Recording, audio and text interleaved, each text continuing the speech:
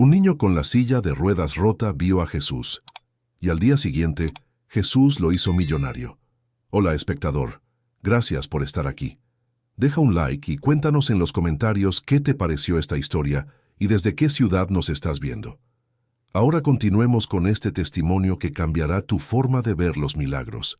En las calles polvorientas de Ciudad Nezahualcóyotl, donde los sueños parecen morir antes de nacer y donde la esperanza se vende más cara que el pan, vivía Mateo Ramírez, un niño de 12 años que conocía el dolor de una manera que ningún niño debería conocerlo. Su silla de ruedas era un dinosaurio metálico que gemía con cada movimiento, con tornillos flojos que amenazaban con desprenderse en cualquier momento y ruedas tan gastadas que parecían cuadradas más que redondas. La silla había sido donada por una iglesia evangélica hacía 5 años, cuando Mateo tenía apenas 7. Era de segunda mano entonces, tal vez de tercera o cuarta mano, pero para él había sido como recibir un carruaje real. Ahora, después de miles de kilómetros rodando por calles sin pavimentar, esquivando baches que parecían cráteres lunares y soportando el peso de un niño que había crecido más rápido que sus posibilidades económicas, la silla protestaba con cada centímetro que avanzaba. Su madre, Esperanza Ramírez, era una mujer de 34 años que parecía de 50. Trabajaba limpiando casas en la zona residencial de Satélite, donde las mansiones contrastaban brutalmente con su realidad. Tomaba 3 microbuses antes del amanecer para llegar a limpiar baños que eran más grandes que toda su casa. Sus manos estaban permanentemente agrietadas por los químicos de limpieza, y sus ojos llevaban grabada esa tristeza profunda de quien ha peleado contra la vida y siente que va perdiendo la batalla. El padre de Mateo había desaparecido cuando los médicos confirmaron el diagnóstico: espina bífida congénita. No hubo despedida, no hubo explicación. Simplemente un día estaba ahí prometiendo que todo saldría bien, y al siguiente, su lado de la cama estaba vacío para siempre. Esperanza encontró una nota en la mesa de la cocina. No puedo con esto. Perdón. 5 palabras que destrozaron 2 vidas de un solo golpe. Vivían en un cuarto de 4 metros por 4 metros en una vecindad que era un laberinto de miseria organizada. Las paredes eran de tabique sin pintura, con grietas que permitían que el frío se colara como un intruso malvado en las madrugadas. El piso era de cemento áspero, que raspaba los nudillos de Mateo cuando se arrastraba desde su cama hasta la silla. No había agua caliente, y a veces tampoco había agua fría. La luz llegaba de un foco desnudo que colgaba de un cable pelón, como una lágrima eléctrica suspendida sobre su pobreza. Pero lo que más le dolía a Mateo no era la pobreza ni la incomodidad física, era la soledad. Era el silencio de los domingos, cuando otros niños jugaban fútbol en la calle, y él solo podía verlos desde la ventana. Era la vergüenza de llegar tarde a la escuela porque su silla se había descompuesto otra vez en el camino. Era la mirada de lástima de las maestras que hablaban de él como si no pudiera escucharlas. Pobrecito, con todo lo que tiene que cargar. La escuela primaria Benito Juárez estaba a 8 cuadras de su casa. 8 cuadras que se convertían en una odisea épica cada mañana. La silla de ruedas protestaba en cada metro, haciendo un chirrido metálico que anunciaba su llegada como una sirena de ambulancia. Los otros niños ya sabían que cuando escucharan ese sonido familiar, Mateo venía luchando por llegar a tiempo. Su compañero de banca era Kevin, un niño robusto y bondadoso que se había autoproclamado su guardaespaldas no oficial. Kevin cargaba la mochila de Mateo, lo ayudaba a subir las rampas improvisadas que había en la escuela y lo defendía cuando algunos niños crueles intentaban molestarlo. Mi papá dice que Dios nos pone a personas especiales en el camino para enseñarnos a ser mejores, le había dicho Kevin una vez, sin saber que esas palabras se quedarían grabadas en el corazón de Mateo para siempre. La maestra Sandra era una mujer de mediana edad que había perdido a su propio hijo en un accidente años atrás. Veía en Mateo algo que los demás no podían ver. Una inteligencia brillante, atrapada en un cuerpo que no cooperaba.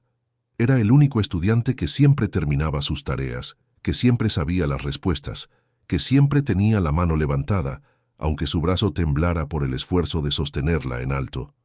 Mateo tiene un don especial, le había dicho la maestra Sandra a Esperanza durante una junta de padres de familia. Es como si viera las cosas de una manera diferente, como si entendiera cosas que nosotros no podemos entender. Esperanza había sonreído con lágrimas en los ojos, porque sabía que era verdad.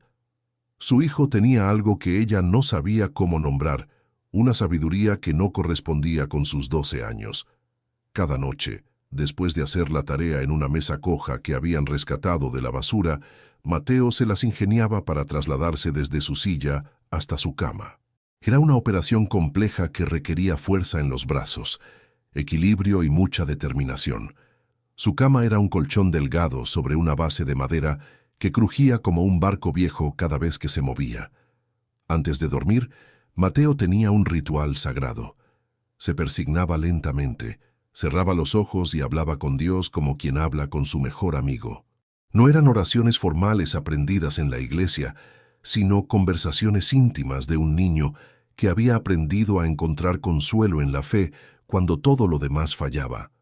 «Jesucito», susurraba en la oscuridad de su cuarto, «no entiendo por qué me tocó esta vida, pero mi mamá dice que tú tienes planes diferentes para cada uno. Si es verdad que me amas, como dice la maestra Sandra, dame una señal. No te pido que me cures, porque sé que hay niños que están peor que yo.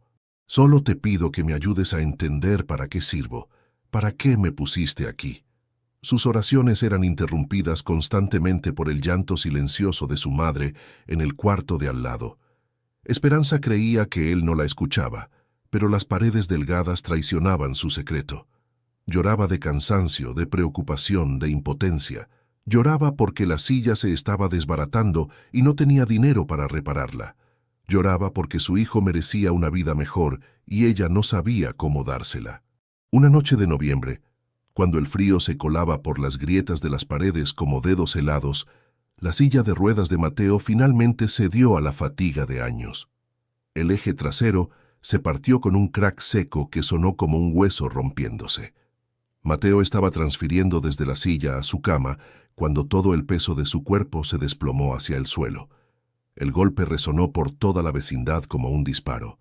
Esperanza corrió desde la cocina y encontró a su hijo en el piso, con la silla volcada a su lado como un animal herido. No estaba llorando, pero en sus ojos había una tristeza tan profunda que era peor que cualquier llanto. «Ya no sirve, mamá», dijo con voz temblorosa. «La silla ya no sirve». Esperanza se arrodilló junto a él, intentó levantar la silla, pero el metal estaba completamente fracturado. Era irreparable.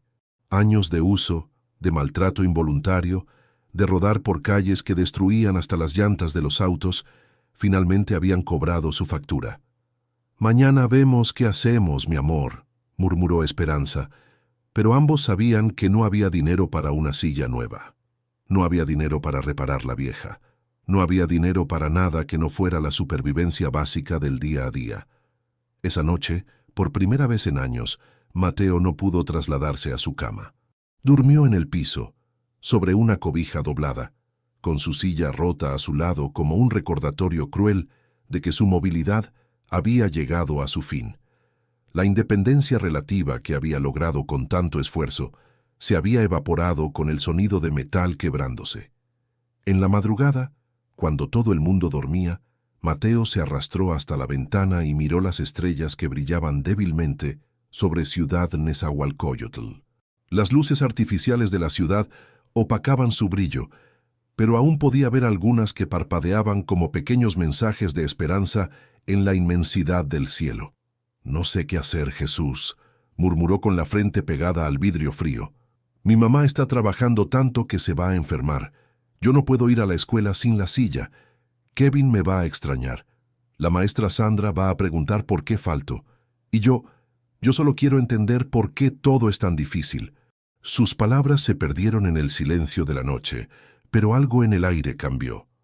Una paz extraña llenó el cuarto, como si alguien invisible hubiera entrado y se hubiera sentado junto a él. Mateo sintió una presencia cálida que no podía explicar, como si no estuviera tan solo como creía. No lo sabía todavía, pero esa noche de silla rota y oraciones desesperadas Sería la última noche de su antigua vida. Porque a veces, cuando Dios decide intervenir en la historia de alguien, comienza justo en el momento en que todo parece perdido, justo cuando la fe se pone a prueba de la manera más cruel. Si esta historia ha tocado tu corazón y te identificas o estás pasando por algo parecido, deja tu petición de oración en los comentarios. Dios ve cada lágrima y cada necesidad. No están solos. El amanecer del 16 de noviembre llegó con una frialdad que calaba hasta los huesos. Mateo despertó en el piso, con el cuerpo adolorido por haber dormido sobre el cemento áspero durante 6 horas. Su primera reacción fue buscar automáticamente su silla de ruedas, pero el metal fracturado que yacía a su lado le recordó brutalmente que su mundo había cambiado para siempre. Esperanza se había levantado antes del alba, como todos los días. La encontró sentada en la orilla de la cama, con la cabeza entre las manos, en esa posición de derrota que adoptan las madres cuando se sienten completamente vencidas por las circunstancias. Había estado despierta toda la noche, calculando y recalculando números que nunca cuadraban, buscando soluciones mágicas a problemas muy reales.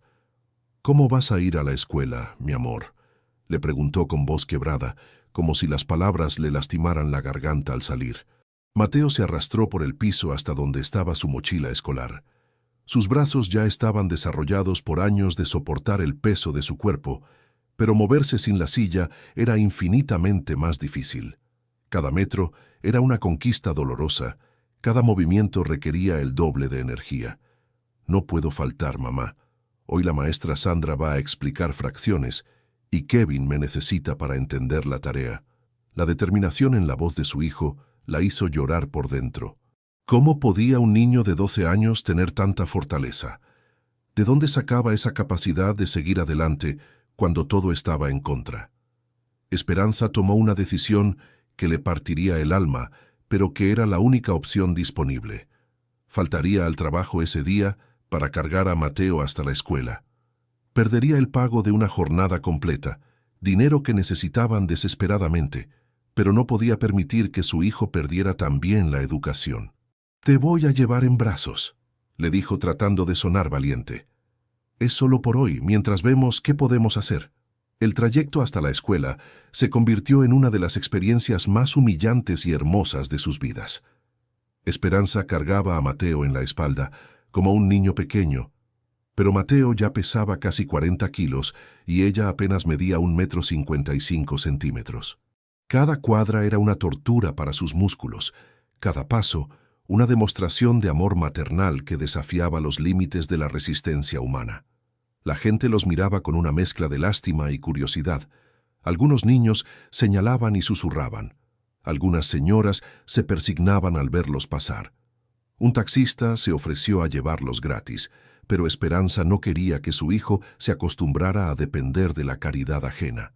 «Dios nos va a dar fuerzas para llegar», murmuró, aunque sus piernas temblaban como hojas en el viento. Cuando finalmente llegaron a la escuela, Esperanza estaba empapada en sudor a pesar del frío. Sus brazos temblaban incontrolablemente y respiraba como si hubiera corrido un maratón.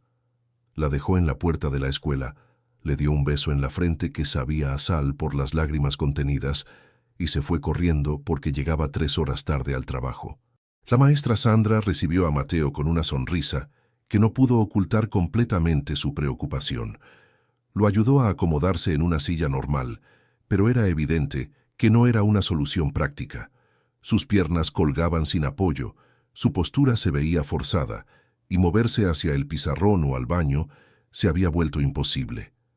Kevin, su compañero de banca, estaba más afectado que el propio Mateo. Durante el recreo, se quedó a su lado en lugar de salir a jugar fútbol como siempre hacía.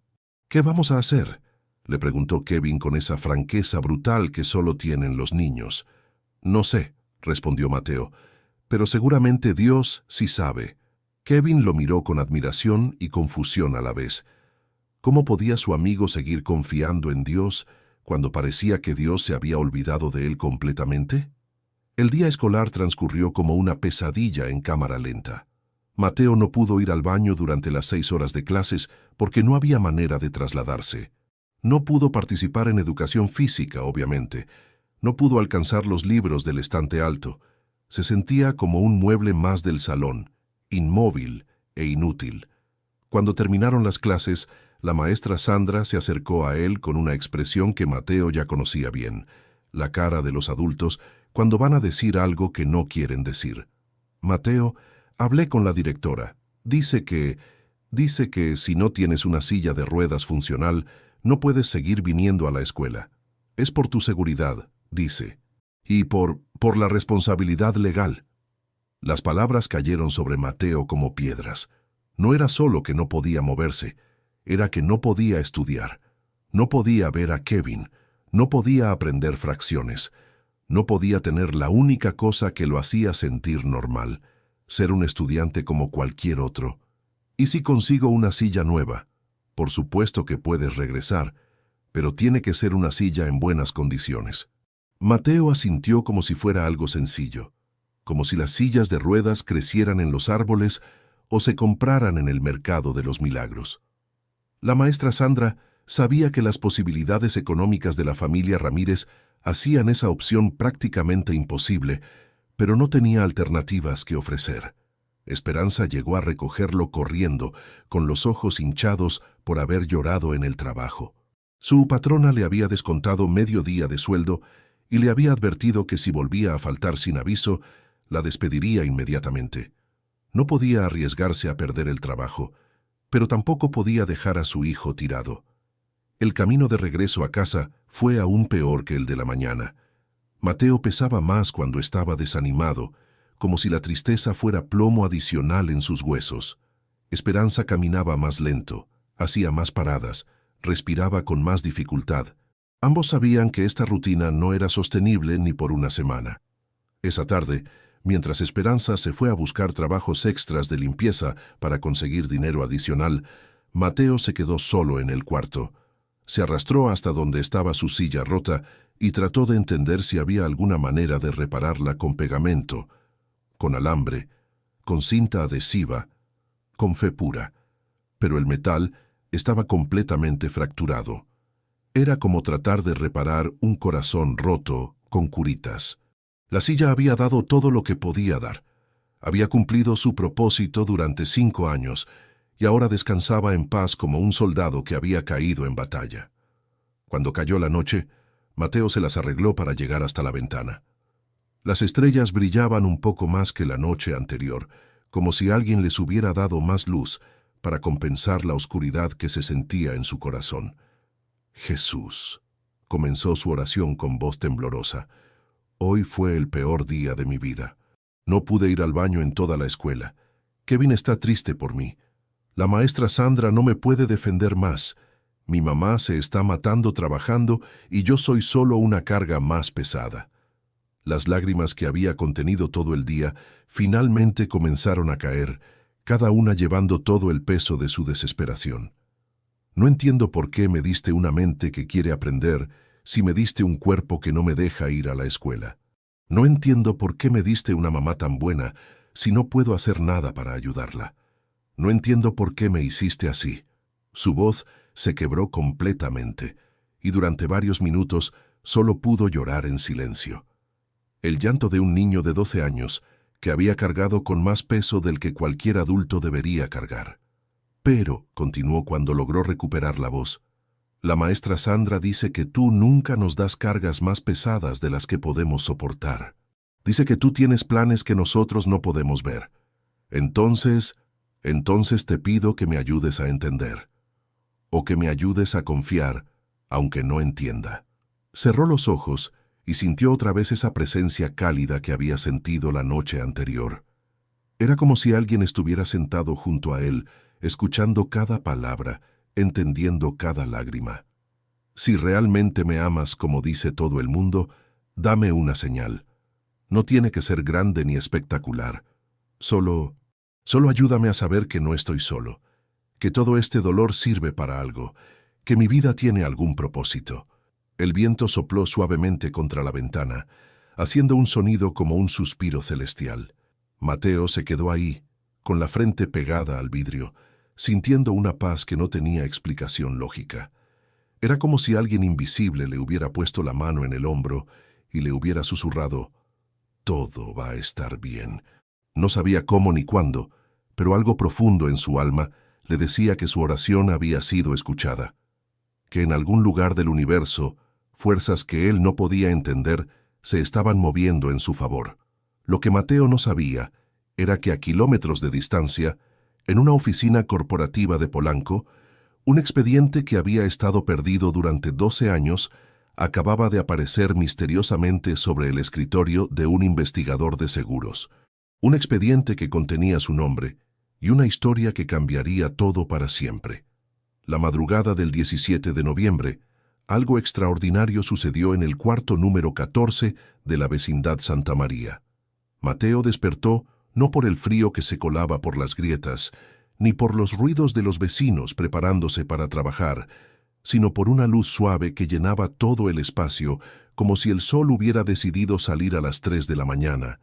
Pero no era luz de sol, era una luz diferente, más cálida, más personal, como si alguien hubiera encendido 1000 velas aromáticas al mismo tiempo.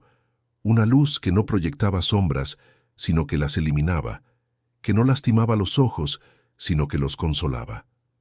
Mateo se incorporó sobre su cobija en el piso, frotándose los ojos para asegurarse de que no estaba soñando. La luz provenía de todas partes y de ninguna parte específica, llenando cada rincón del cuarto con una calidez que hacía que el frío de noviembre pareciera un recuerdo lejano. Y entonces lo vio.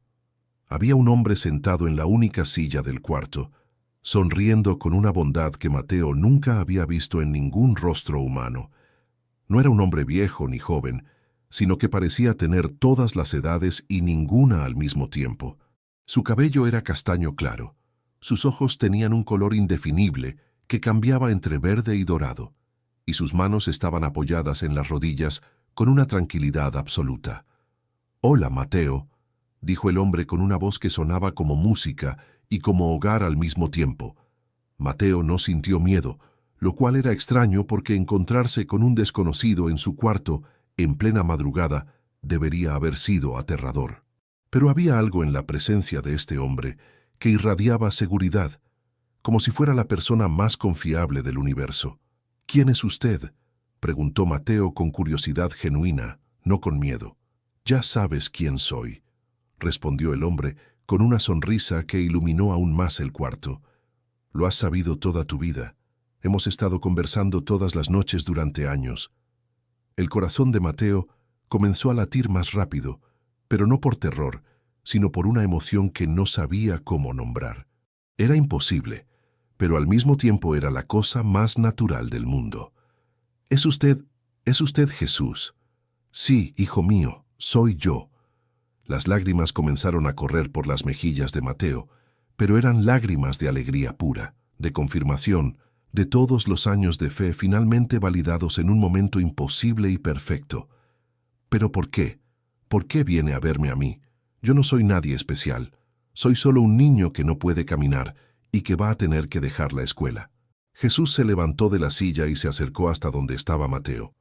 Cuando se arrodilló junto a él, el cuarto se llenó de un aroma que olía a todas las cosas buenas del mundo: pan recién horneado, flores de primavera, la lluvia limpia, el abrazo de una madre.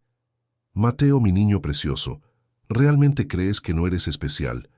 ¿Crees que he estado sordo a tus oraciones, ciego a tus lágrimas, indiferente a tu dolor?» Con delicadeza infinita, Jesús puso su mano sobre la cabeza de Mateo. Su toque era más suave que la seda, pero más fuerte que el acero, más cálido que el fuego, pero más refrescante que el agua. «Cada noche que has orado con el corazón roto, yo he estado aquí. Cada lágrima que has derramado, yo la he contado. Cada vez que has consolado a tu madre cuando creías que ella no te veía, cada vez que has sonreído a pesar del dolor, cada vez que has compartido tu almuerzo con Kevin, aunque tú tenías más hambre, yo he estado observando». Mateo sintió como si todos los años de dolor, de preguntas sin respuesta, de noches llorando en silencio, finalmente tuvieran sentido. No era que Dios se hubiera olvidado de él, era que Dios había estado preparando algo tan grande que requería toda esa preparación. ¿Por qué me tocó nacer así?, preguntó Mateo con la confianza de quien habla con su mejor amigo. Porque necesitaba a alguien con un corazón lo suficientemente grande para contener el milagro que tengo preparado. Alguien que hubiera aprendido a amar sin condiciones, a dar sin tener, a confiar sin ver. Y tú, mi niño hermoso, has aprendido todas esas lecciones. Jesús extendió su mano y de la nada apareció un sobre manila, grueso, con sellos oficiales y papeles que se veían muy importantes. Este expediente contiene la historia de tu nacimiento, Mateo. Una historia que tu madre nunca te ha contado porque ni siquiera ella la conoce completa. Con manos temblorosas, Mateo recibió el sobre. Pesaba más de lo que esperaba, como si contuviera no solo papeles, sino esperanzas materializadas. ¿Qué hay adentro?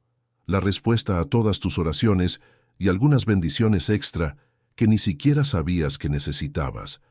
Pero no lo abras ahora. Mañana, cuando vaya la primera persona que toque tu puerta, le entregas este sobre. Esa persona sabrá exactamente qué hacer con él.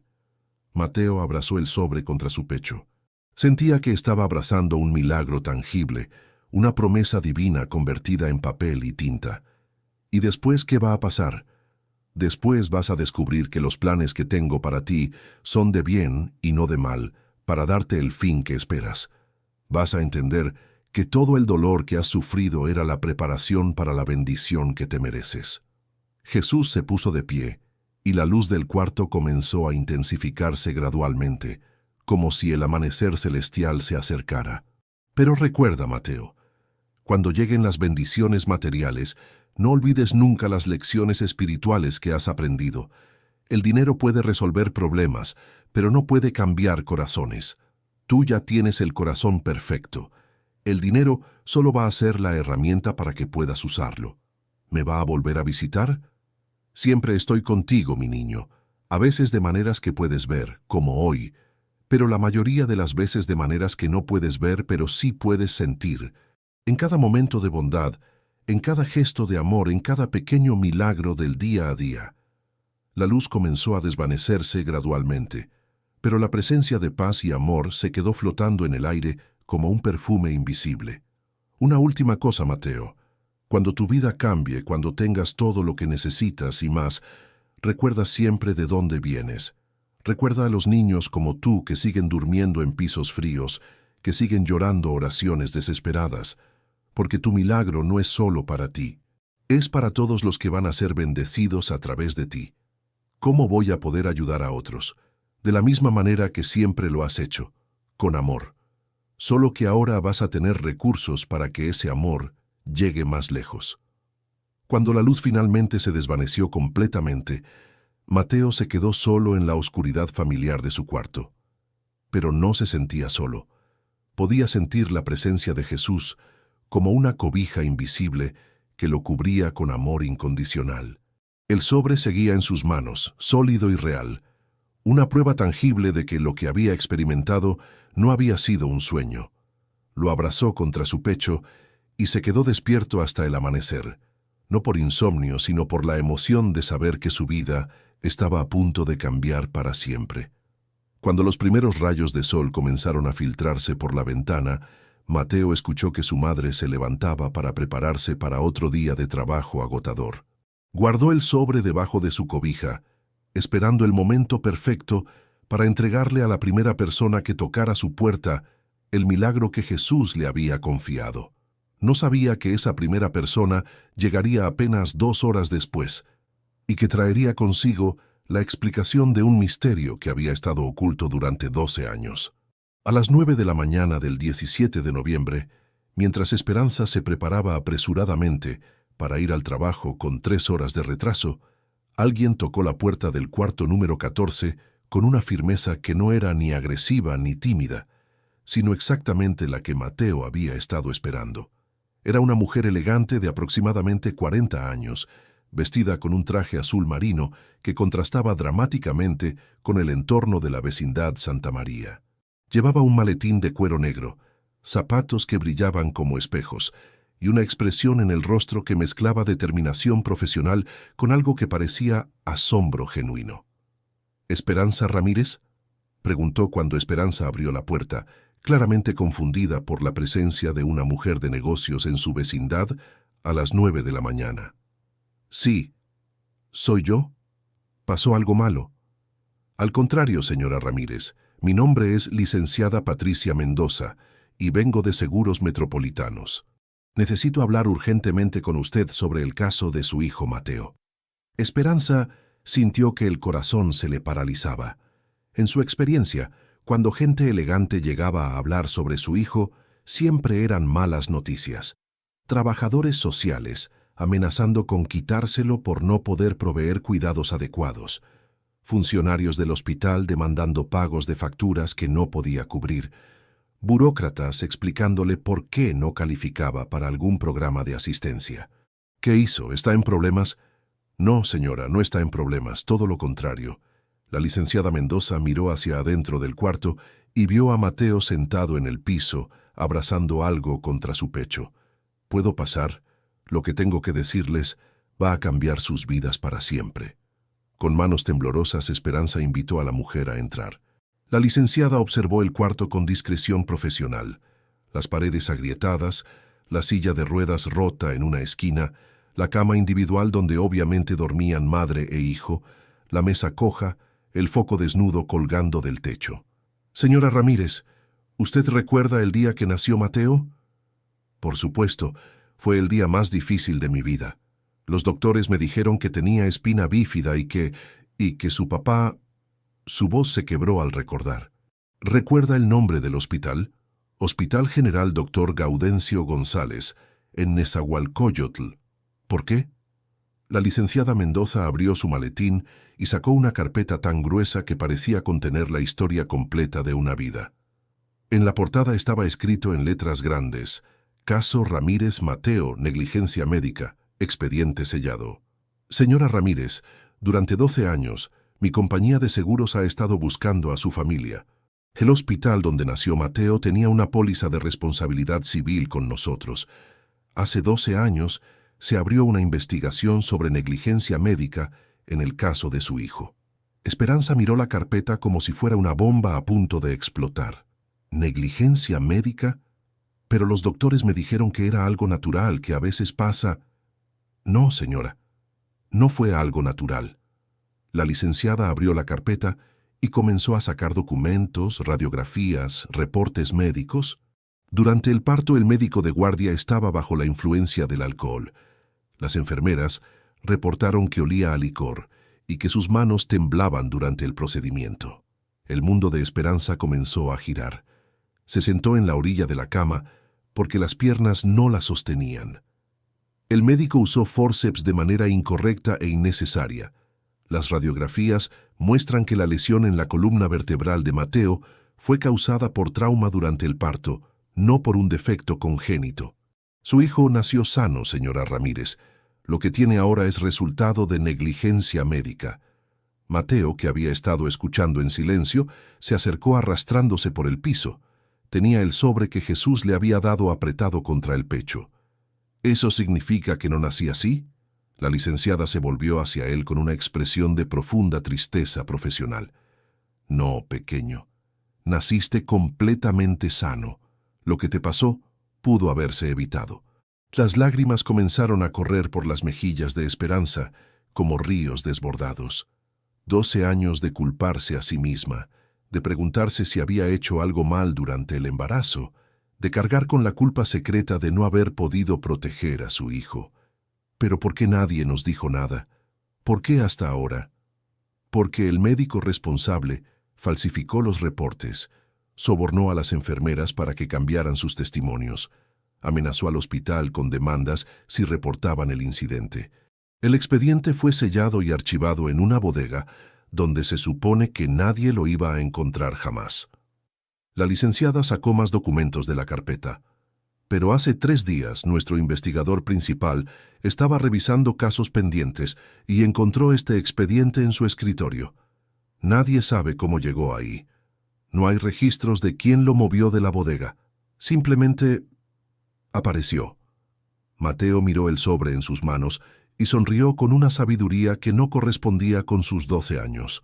Sabía exactamente cómo había aparecido ese expediente en el escritorio del investigador. Señora Ramírez, la compañía de seguros ha estado reservando dinero para este caso durante 12 años. Con intereses compuestos, la cantidad total que le corresponde a su familia es de 32 millones de pesos. El silencio que siguió fue tan profundo que se podía escuchar el latido de sus corazones. Esperanza miró a la licenciada como si hubiera hablado en un idioma extranjero. ¿32 millones? Millones de pesos, sí, señora, pero hay más. De la carpeta salieron más documentos, contratos, cheques, formularios oficiales con sellos y firmas. El médico responsable tenía su propia póliza de seguro personal. Esa compañía también debe indemnización.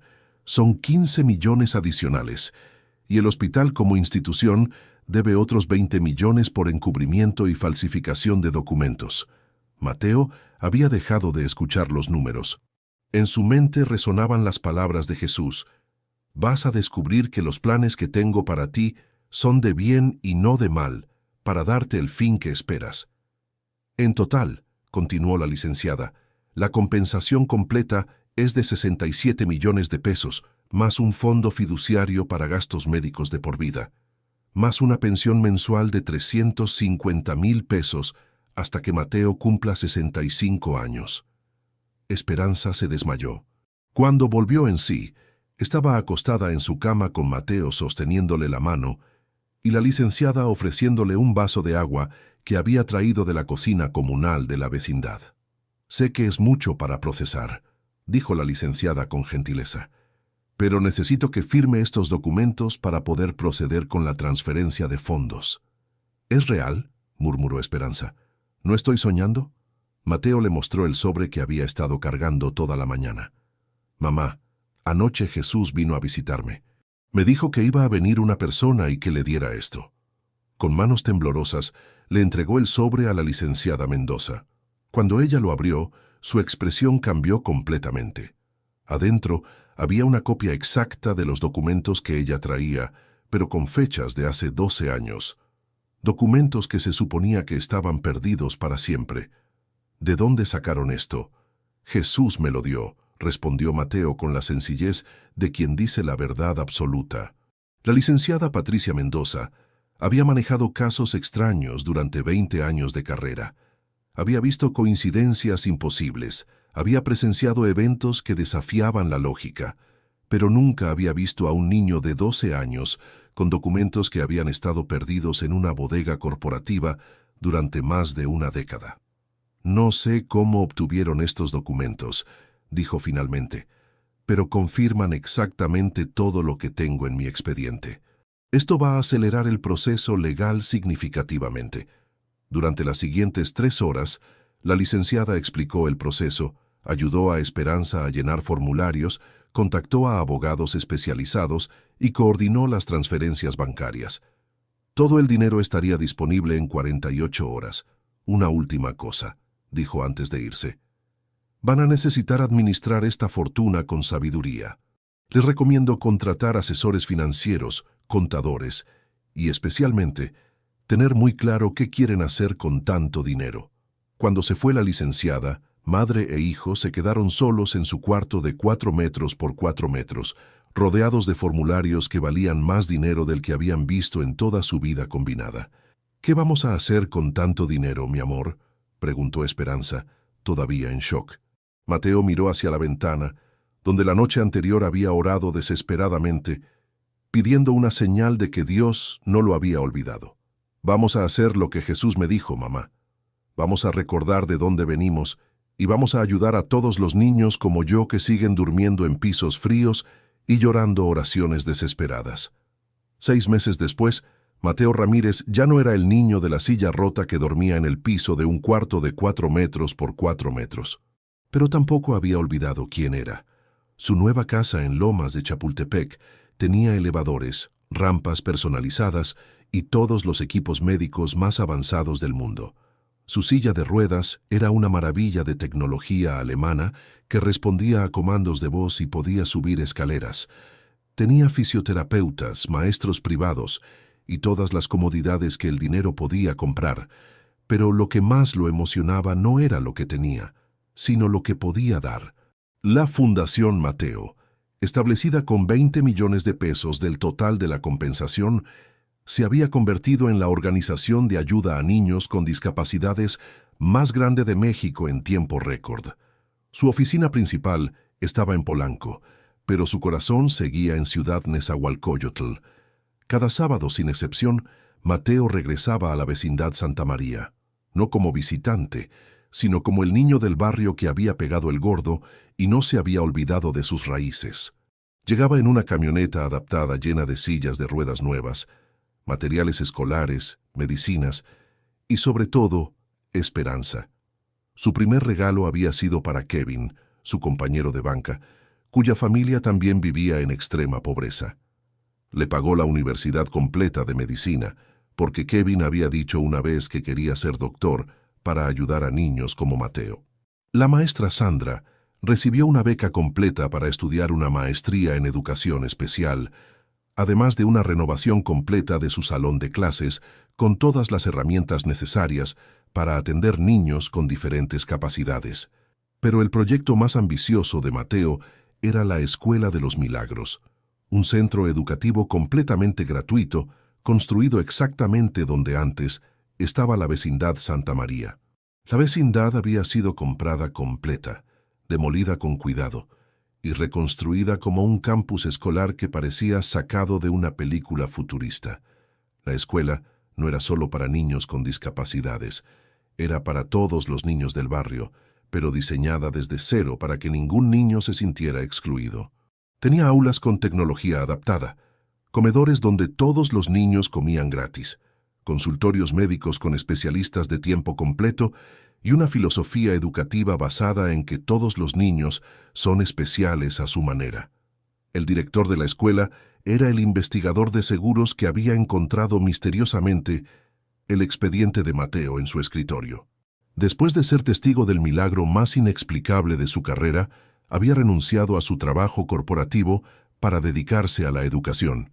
Cuando ves a Dios trabajar tan directamente en la vida de alguien, había dicho, ya no puedes seguir haciendo cosas ordinarias. Esperanza había dejado de limpiar casas ajenas para dedicarse de tiempo completo a administrar los programas sociales de la fundación, pero había insistido en que su oficina estuviera en el mismo cuarto donde antes vivían. Habían conservado las paredes originales, la ventana desde donde Mateo oraba cada noche, y hasta la esquina donde había estado la silla rota. Para no olvidar nunca de dónde venimos, explicaba a los visitantes. Un año después de recibir la compensación, Mateo había ayudado directamente a más de 2,000 familias. Había donado 500 sillas de ruedas de última generación, había pagado cirugías correctivas para cientos de niños, había establecido becas universitarias para estudiantes con discapacidades y había construido 3 centros de rehabilitación en diferentes estados del país. Pero el impacto más profundo no se medía en dinero ni en números, se medía en esperanza restaurada. Como el caso de Sofía, una niña de 8 años con parálisis cerebral, cuyos padres habían perdido la fe después de años de luchar contra un sistema médico que los ignoraba. Cuando conocieron a Mateo y escucharon su historia, entendieron que los milagros no solo existían, sino que a veces llegaban disfrazados de niños en sillas de ruedas rotas. O como el caso de don Roberto, un hombre de 50 años que había perdido las piernas en un accidente laboral y se había sumido en una depresión tan profunda que había dejado de hablar con Dios. Cuando Mateo le regaló una silla de ruedas nueva y le contó cómo Jesús lo había visitado en su momento más oscuro, don Roberto volvió a orar por primera vez en 3 años. La historia de Mateo se había vuelto legendaria no solo en México, sino en toda América Latina. Había aparecido en programas de televisión internacionales, había sido invitado a hablar en conferencias sobre fe y discapacidad, y había recibido reconocimientos de organizaciones religiosas y seculares por igual. Pero lo que más le gustaba a Mateo era algo que hacía en secreto, sin cámaras ni reporteros. Cada noche, antes de acostarse en su cama ortopédica de alta tecnología, tomaba su silla de ruedas y se dirigía al jardín de su nueva casa. Ahí había mandado construir una réplica exacta del cuarto donde había vivido los primeros 12 años de su vida. Las mismas paredes de tabique, el mismo piso de cemento, la misma ventana desde donde había orado pidiendo una señal. En ese cuarto réplica, Mateo se sentaba todas las noches a orar como lo hacía antes, agradeciendo no por lo que tenía ahora, sino por lo que había aprendido cuando no tenía nada. Oraba por todos los niños que en ese momento estaban durmiendo en pisos fríos, que estaban llorando en silencio, que estaban preguntándose si Dios se había olvidado de ellos. Jesucito, decía cada noche, gracias por haberme elegido para ser tu instrumento. Gracias por haberme enseñado que los milagros más grandes empiezan en los corazones más rotos. Ayúdame a nunca olvidar que todo lo que tengo viene de ti y debe regresar a los que más lo necesitan. Una noche de diciembre, exactamente un año después de su encuentro con Jesús, algo extraordinario volvió a suceder. Mateo estaba orando en su cuarto réplica cuando la misma luz cálida que recordaba comenzó a llenar el espacio. Su corazón se aceleró con la alegría de quien está a punto de reencontrarse con su mejor amigo. Jesús apareció otra vez, sentado en la misma posición, con la misma sonrisa, con la misma presencia que irradiaba amor incondicional. «Hola, mi niño precioso», dijo Jesús. «¿Cómo te sientes?» «Feliz», respondió Mateo sin dudarlo, «pero no por el dinero, sino porque ahora entiendo para qué sirvo y para qué sirves. Para demostrarle al mundo que usted nunca abandona a sus hijos, para ser prueba de que los milagros existen, para ayudar a otros niños como yo a no perder la fe cuando todo se ve imposible». Jesús sonrió con esa sonrisa que iluminaba universos enteros. «Exactamente.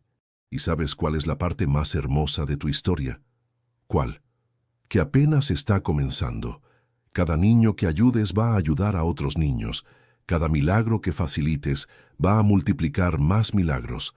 Cada corazón que toques va a tocar más corazones. Tu historia no es solo tu historia, Mateo. Es el primer capítulo de millones de historias de esperanza». Jesús se levantó y se acercó a él una vez más. Cuando puso su mano sobre la cabeza de Mateo, el niño sintió la misma paz infinita que había sentido un año atrás. «¿Puedo pedirte algo, Jesucito?» «Lo que quieras, hijo mío». Cuando haya más niños como yo que estén llorando en la oscuridad, pensando que usted los ha olvidado, ¿podrías visitarlos también? ¿Podrías decirles que no están solos? ¿Sabes qué, Mateo? Ya no necesito visitarlos personalmente, porque ahora tienes tú para hacerlo. Cada vez que ayudas a un niño, yo estoy ahí. Cada vez que das esperanza, yo estoy hablando. Cada vez que demuestras que los milagros existen, yo estoy obrando. ¿Entonces usted vive en los milagros que hacemos para otros? Exactamente. Y por eso tu historia nunca va a terminar. Porque mientras haya un niño que necesite esperanza, mientras haya una familia que necesite un milagro, mientras haya alguien que necesite recordar que Dios no abandona a sus hijos, tu testimonio va a seguir tocando corazones. Cuando la luz se desvaneció esa noche, Mateo supo que había recibido algo más valioso que todos los millones de pesos del mundo. Había recibido un propósito eterno. Hoy, 5 años después, la historia de Mateo Ramírez sigue multiplicándose. Su fundación opera en 12 países, ha ayudado a más de 50,000 familias y ha inspirado la creación de cientos de organizaciones similares alrededor del mundo. Pero lo más importante no son las estadísticas. Lo más importante es que en algún lugar del mundo, en este mismo momento, hay un niño durmiendo en un piso frío que ha escuchado la historia de Mateo y sabe que no está solo. Hay una madre llorando en silencio que ha recordado que Dios no se olvida de sus hijos. Hay una familia al borde de la desesperación que ha encontrado esperanza en el testimonio de un niño que vio a Jesús y al día siguiente Jesús lo hizo millonario. Porque los milagros más grandes no son los que nos sacan de los problemas. Los milagros más grandes son los que nos convierten en instrumentos para sacar a otros de sus problemas. Y a veces, como en el caso de Mateo Ramírez, un niño con una silla de ruedas rota puede convertirse en el milagro más grande que el mundo necesitaba. Si esta historia tocó tu corazón y crees que los milagros siguen sucediendo, deja un like y compártela para que llegue a más personas que necesitan recordar que Dios nunca abandona a sus hijos. Suscríbete para más testimonios que te demostrarán que la fe puede mover montañas, especialmente cuando esa fe viene de corazones que han aprendido a confiar en la oscuridad. Porque a veces, la mayor riqueza del mundo comienza con la mayor pobreza, pero termina con la mayor abundancia. La abundancia del amor que se multiplica cuando se comparte.